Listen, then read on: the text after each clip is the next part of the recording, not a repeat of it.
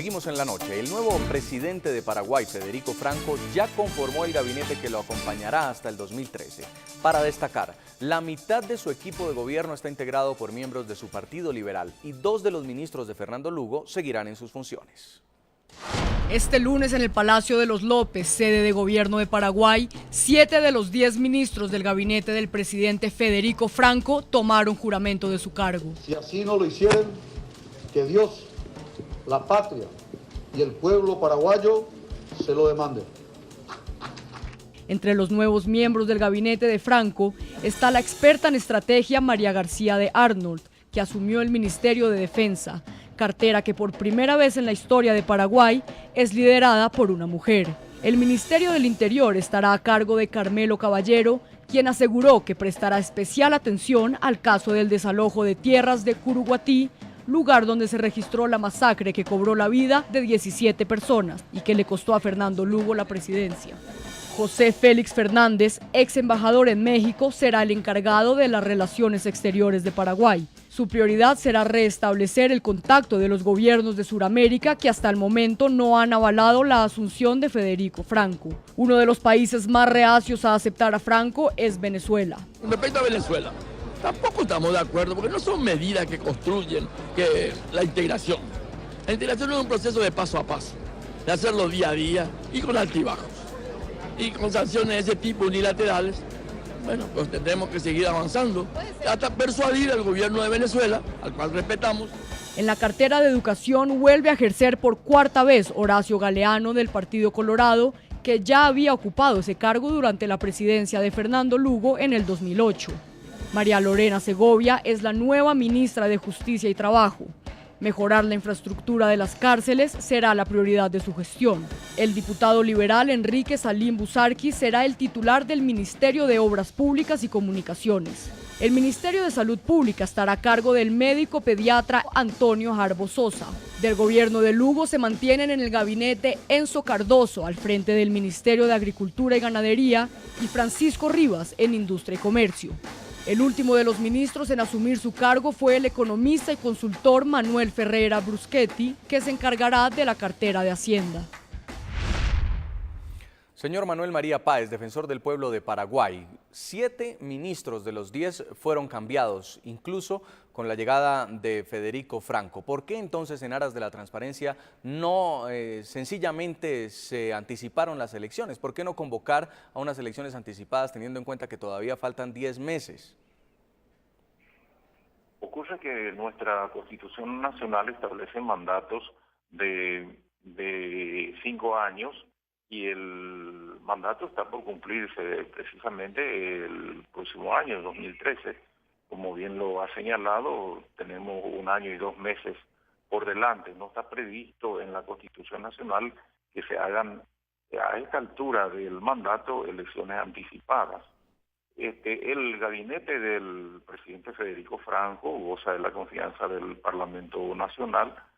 No es multicolor, se puede afirmar, porque los partidos políticos que respaldan al gobierno del presidente Franco así lo han decidido, no han aceptado cargos, han preferido mantener su independencia como partidos de control en el Parlamento, así lo han declarado sus líderes.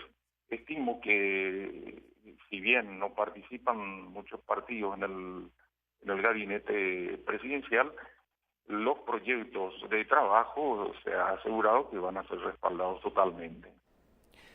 Pues quiero agradecerle mucho, señor Manuel María Páez, defensor del pueblo de Paraguay, por habernos acompañado aquí en el programa La Noche. Igualmente, mis saludos a toda la audiencia y a ustedes en particular. Muy amable. En Nueva York, Estados Unidos, señor Javier Elague, usted que es director jurídico de la ONG Human Rights Foundation, ¿cómo observa este panorama político? Al presidente Lugo ya solamente le quedaban 10 meses de gobierno, no tenía una posibilidad de reelección, había tenido un escándalo por varios hijos que le encontraron como obispo, no había mucho sentido para que se aferrara al poder. ¿Por qué no dejarlo terminar?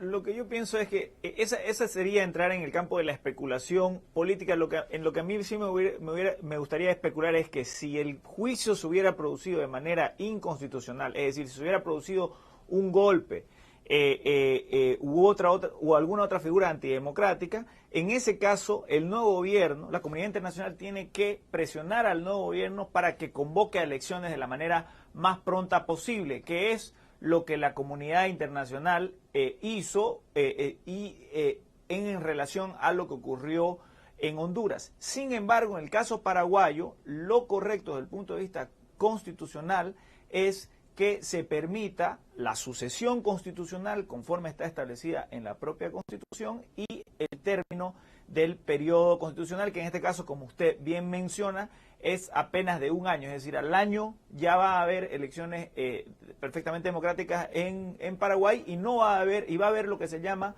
en la jerga constitucional una continuidad constitucional, va a haber una continuidad constitucional y no va a haber un rompimiento del orden constitucional. Señor Elhague, pues queremos agradecerle mucho por haber estado con nosotros aquí en el programa La Noche de NTN 24. Es el director jurídico de la ONG Human Rights Foundation. Muy amable.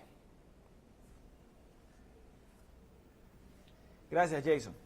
Y quiero terminar con Hugo Zaguir Guanés, ex funcionario de la Cancillería paraguaya, y a usted sí le voy a pedir que me haga la conclusión política. ¿Cree usted que para Fernando Lugo era mejor salir como una víctima de la derecha internacional o de la derecha de su país y no como uno de los peores presidentes que ha tenido la historia paraguaya, como el primero de izquierda además de la nación latinoamericana? Bueno, el arzobispado de Asunción del Paraguay le ha pedido al ex obispo Fernando Lugo para que renuncie antes del juicio político, para que el señor Fernando Lugo pueda acceder a su banca de senador vitalicio en el próximo periodo presidencial y legislativo que se va a llevar a cabo en el 2013. El señor Fernando Lugo desconoció el pedido del arzobispado de Asunción y dijo que se sometería al juicio político y que aceptaría las condiciones y las conclusiones y el veredicto final de dicho juicio político. Ahora, yo no creo que el señor Fernando Lugo quiera aparecer como mártir de la derecha, porque Fernando Lugo nunca se definió como un hombre de izquierda radical.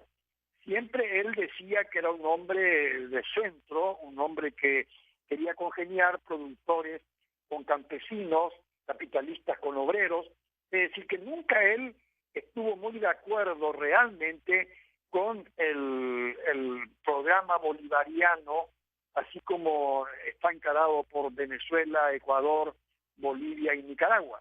El señor Lugo siempre se mantuvo equidistante, digamos, de la derecha y de la izquierda. Ahora, su pregunta era si él querría aparecer como víctima, ¿verdad? ¿Sí era mejor salir de esta forma y quedar con esta imagen ante los paraguayos y ante el continente? No, él no puede quedar con la imagen de víctima porque ha sido bastante victimario, digamos, y no víctima con su comportamiento moral. Es decir, que nadie lo podría considerar ya, señor Lugo, como una víctima de nadie.